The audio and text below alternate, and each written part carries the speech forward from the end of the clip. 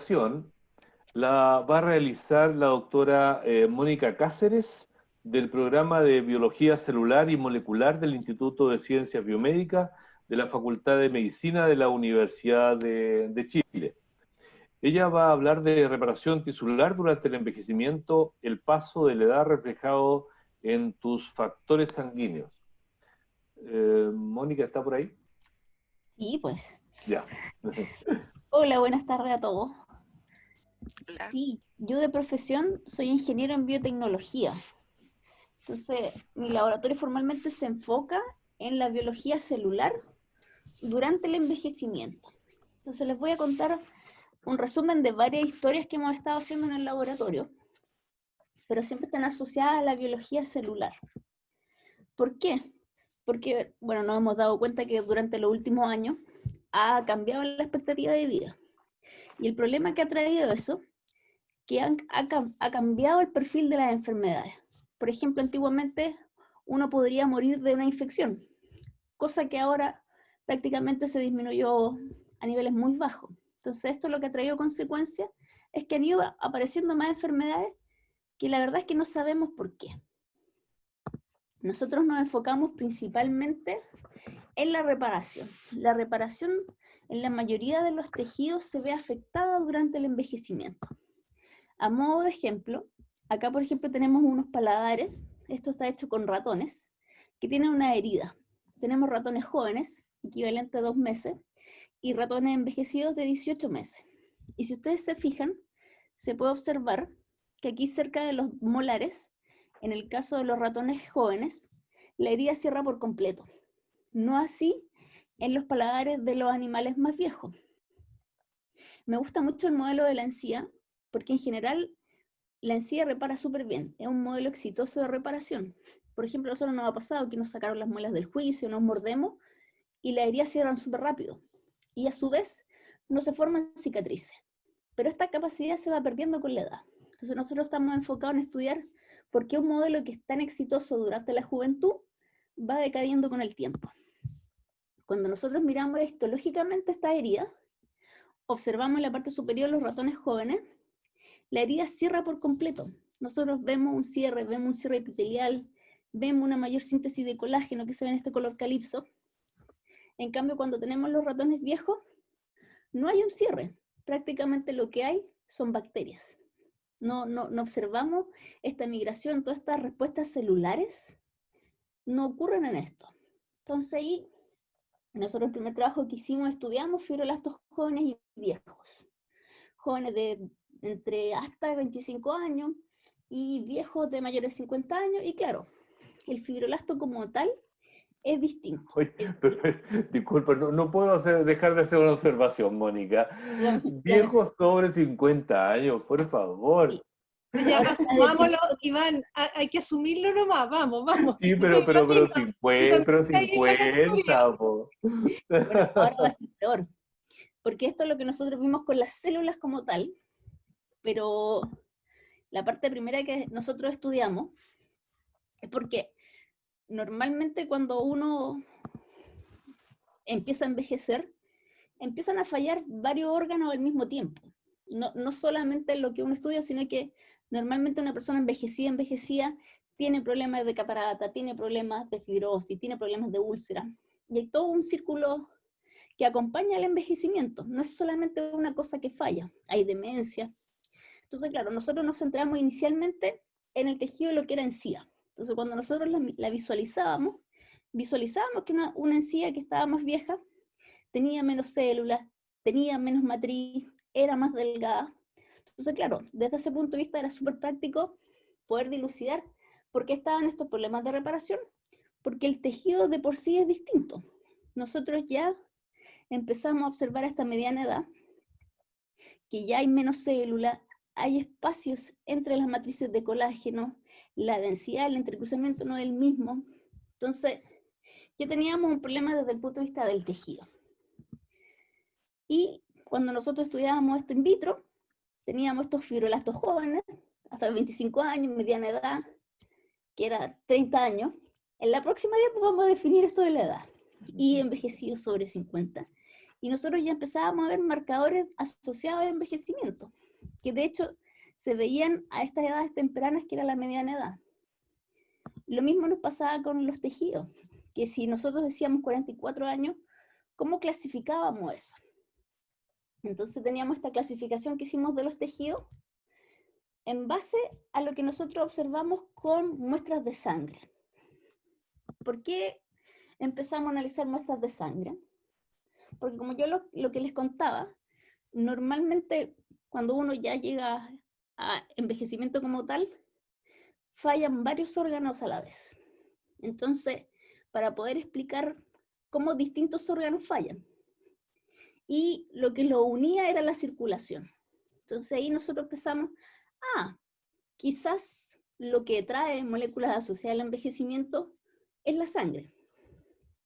Entonces aquí vino toda una campaña que hicimos en la facultad, porque muchas veces cuando uno saca muestras de personas más envejecidas, no están sanas, tienen demencia, por ejemplo, si uno va a un hogar, son personas que se mueven poco, entonces es difícil asociar el envejecimiento con la edad, o si la persona tiene estos marcadores porque tiene una demencia, tiene una enfermedad, o realmente es por los años.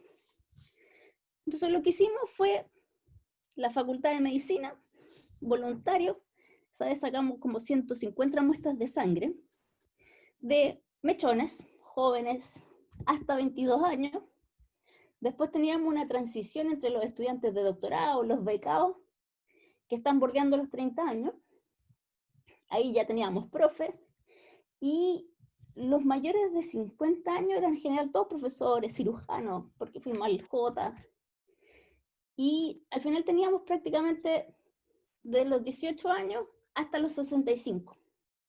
La ventaja que teníamos que como eran profesores o eran médicos, sabíamos que estaban sanos, porque de hecho les medimos hasta el colesterol, entonces estaba todo dentro del rango. Entonces con esta vez podríamos de verdad asociar que los cambios que nosotros vemos iban asociados a la edad y no a una enfermedad.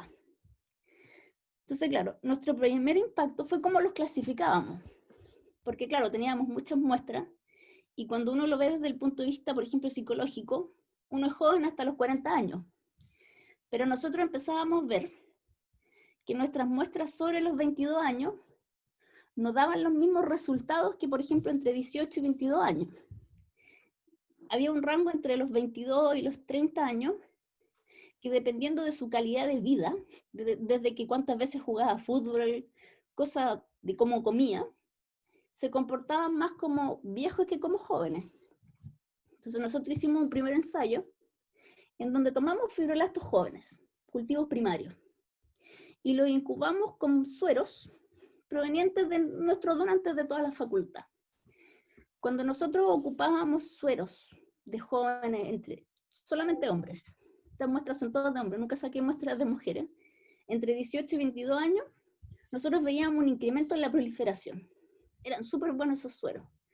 Pero sin embargo, cuando empezábamos a tomar sueros desde los 30 años, ya no eran tan buenos para inducir proliferación. De hecho, si ustedes se fijan, se comportan muy parecidos que sobre 50 años. Entonces, todo este pic de factores de crecimiento o lo que fuera asociado a la proliferación, solo lo observábamos hasta los 22 años. Y la transición entre los 22 y los 30, teníamos de los dos perfiles, de que se comportaban como jóvenes. Entonces, a partir de estos datos, nosotros empezamos a hacer esta clasificación de mediana edad, porque hicimos citometría de flujo y siempre vimos las mismas respuestas. Después analizamos otra respuesta celular, como era la diferenciación, y teníamos el mismo comportamiento. Sobre los 30 años, ya estos sueros no eran tan buenos, perdían su capacidad de inducir diferenciación. La diferenciación en miofibroblastos en la reparación es clave, porque esta célula que tiene la actividad contráctil, que produce grandes cantidades de matriz, es la célula que uno busca cuando está reparando un tejido. Y veíamos que se iba perdiendo con el tiempo. Entonces ahí nosotros queríamos saber qué era lo distinto en estos sueros que hacía que las células jóvenes que tenían capacidad de proliferar respondieran de manera distinta a un suero de una persona de hasta 22 años a un suero de una persona de 30 años en adelante. Entonces aquí nos surgió el esta respuesta celular que es la senescencia, que desde el punto de vista tumoral es bueno que ocurra, porque significa que hay un daño en el DNA y esta célula no sigue proliferando. La senescencia se caracteriza por un arresto del ciclo celular. Entonces, claro, si tú tenías una mutación, a uno le conviene que eso no siga creciendo. Pero desde el punto de vista de la reparación, no era tan bueno. ¿Por qué? Porque teníamos una célula que nosotros necesitábamos que migre, que prolifere, que repueble el sitio de la herida, y eso no ocurre. Entonces, claro, una respuesta celular, dependiendo del modelo, podría ser bueno o malo. Entonces ahí nos dimos cuenta que lo que nosotros veíamos con nuestros sueros era que los sueros de mediana edad lo que hacían era empezar a inducir senescencia. Entonces por eso teníamos estos cambios en la proliferación y estos arrestos en el ciclo celular. Y veíamos respuestas muy parecidas entre mediana edad y envejecido. Acá teníamos otro marcador de senescencia. La senescencia se asocia mucho a daño en el DNA. Entonces acá nosotros observamos estos puntitos en el núcleo que son focos de daño en el DNA, lo cual nos comprobaba que sí, estos sueros a partir de los 30 años ya inducían senescencia. Entonces acá nosotros empezábamos a ver marcadores tempranos de envejecimiento en edades que yo no lo pensaba. Yo siempre pensé que podríamos empezar a ver marcadores de envejecimiento sobre los 40, no a los 30. Pero en la práctica, sí, nosotros vemos marcadores de envejecimiento donde se asocia la senescencia y la pérdida de estas capacidades de respuesta de la célula a partir de los 30 años. Entonces quisimos buscar qué era lo tan distinto en la sangre. ¿Por qué una respuesta a los 22 años podía ser tan distinta que a los 30? Entonces partimos con un array para buscar candidatos, porque la sangre, las plaquetas cuando se agregan liberan de todo, desde factores de crecimiento, entonces es súper difícil saber qué de esta mezcla puede ser bueno o malo o qué es lo distinto. Entonces con un array, por último nos decía qué podíamos buscar. Nos dimos cuenta que, por ejemplo, cambiaban factores de crecimiento, como el EGF. Después, por ejemplo, habían citoquinas proinflamatorias. Entonces con esto, nosotros teníamos una idea de qué candidatos buscar y empezar a hacerlo ELISA de todas nuestras muestras. Y ahí nos dimos cuenta que uno de los marcadores como más llamativos consecuentes con la edad era los marcadores asociados a la inflamación. Por ejemplo, lo que era MCP1, nosotros ya veíamos cambio a partir de los 30 años. TNF-alfa también. El receptor soluble de la interleuquina 6, que estaría actuando como antiinflamatorio, disminuía a partir de los 30. Los factores de crecimiento no eran tan drásticos en sus niveles como las citoquinas proinflamatorias, pero sí veíamos una tendencia a la baja. Si ustedes se fijan, por ejemplo, el colesterol subía, pero aún así estaba dentro del rango de los 2 gramos, menos de los 2 gramos. Entonces igual eran personas sanas. Entonces, claro, aquí lo que nos surgía toda esta investigación era que la mediana edad es como un target súper útil para terapias, porque es cuando uno ya empieza a tener cambios asociados al envejecimiento, y es mucho antes de que aparezca una enfermedad. Por ejemplo, a nosotros nos pasó con un becado de anestesia, que cuando yo lo medí tenía unos niveles altísimos de TNF-alfa. Entonces le digo, oye, pero ¿qué haces de tu vida? Y claro, el cabro no se cuidaba, no hacía nada. Y yo le muestro sus niveles, y claro, después se empezó a cuidar, porque se preocupó cuando yo le dije, oye, tus niveles son de un viejo así que tiene, pero para más encima, lo peor es que le puede estar circulando. Y claro, después se preocupó, se empezó a cuidar, y bajaron sus niveles. Entonces, cosas que uno podría decir, no, uno nunca a esa edad le puede pasar algo, pero es como una forma de prevenir cómo uno va a envejecer. Si tú ya tienes niveles muy altos de citoquina proinflamatoria en condiciones que no deberías tenerlas, es un mal precedente, porque una de las teorías del envejecimiento está asociada a un nivel basal de inflamación. Entonces esa era como una parte de todo lo que circulaba en la sangre. Y en ese momento encontramos un candidato, que era el TNF-alfa, porque nosotros después teníamos un suero joven, complementábamos con las concentraciones más altas que habíamos encontrado en los sueros envejecidos, y claro, aumentaba la senescencia. Entonces, todas estas citoquinas proinflamatorias eran sumamente relevantes en la inducción de la senescencia celular. Ya, eso es un poco lo que pasaba con la sangre, pero también, por ejemplo, nosotros andamos en busca de cómo mejorar la reparación, cómo mejorar respuestas celulares que fallan. Entonces aquí hicimos unos experimentos muy bonitos con animales jóvenes y viejos, en donde se le hicieron 3 heridas. Y la diferencia es que tópicamente se le agregó suero de una rata joven o suero de una rata envejecida. Entonces nosotros en la primera columna observamos que el ratón viejo repara muy mal. Vemos la matriz de fibrina, vemos mucho eritrocito, una herida que no cierra. Sin embargo, a estos ratones envejecidos, cuando tú le agregas suero joven, tópico, mejora la reparación. No así cuando se agrega el suero de otra rata envejecida. Por ende, es algo específico del ratón joven que favorece la reparación. Entonces, si bien nosotros habíamos visto que los tejidos durante el envejecimiento fallan, las células también, ante un estímulo correcto, todavía se puede revertir eso. Se mejora la reparación. De ahí nosotros evaluamos las distintas respuestas asociadas a la reparación y obviamente mejoran. Y lo último que estábamos viendo, también dentro de buscar candidatos que se modulan durante el envejecimiento, llegamos a una proteasa. De hecho, cuando nosotros la empezamos a estudiar no había mucho publicado, y ahora encontramos que tiene que ver con la infección de COVID. Así que han aumentado las publicaciones, pero de 3 a 20.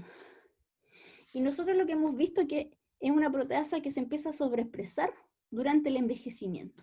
Es una serinproteasa y que no se expresa en todos los tejidos. Y nosotros encontramos que tenía algo muy llamativo desde el punto de vista de la biología celular, porque tenía un motivo RGD. Los motivos RGD son de unión integrina. Entonces, de esa forma, va modulando respuestas como lo que es la migración, el spreading de las células, y respuestas que se ven, obviamente, moduladas durante el envejecimiento. Y lo bonito de esto es que cuando tú, por ejemplo, tomas células provenientes de un ratón knockout para esta proteasa, hay menos senescencia. A su vez, si estas células son menos senescentes, migran más, podíamos asociar esta proteína al envejecimiento. E hicimos lo mismo con ratones viejos, pero en estos casos lo que hicimos fue inyectar adenovirus con el scramble de nuestra proteína de interés. Esperamos unos días, hicimos la herida y vimos que mejora la reparación. Entonces aquí ya nos encontramos... Mónica, dígame. a propósito de herida, vamos cerrando. Puede ir cerrando. Ahí te digo, a propósito de herida, podemos ir cerrando la herida. Vamos cerrando perfectamente con esta. Okay. Entonces, de hecho, nosotros aquí lo que encontramos es que modulando la expresión de una proteína favorecía la reparación y disminuíamos respuestas celulares que se veían moduladas, como lo que era migración y lo que era senescencia. Y esto es un poco un resumen de lo que hacemos, pero es principalmente biología celular. Mi laboratorio es bastante diverso, tenemos desde estudiantes de medicina, odontología, bioquímicos. Lo mismo pasa con los colaboradores. De hecho, por ejemplo, Irina, ella me ayudó con los modelos de reparaciones músculos, Mauricio es dentista, la Catucha es una brasilera, que es la que tiene los knockouts, la Ariela con la parte de bioinformática, Felipe es anestesista. Entonces, en general, para poder tener resultados como los que les mostré, necesitamos varias profesiones. Y eso es.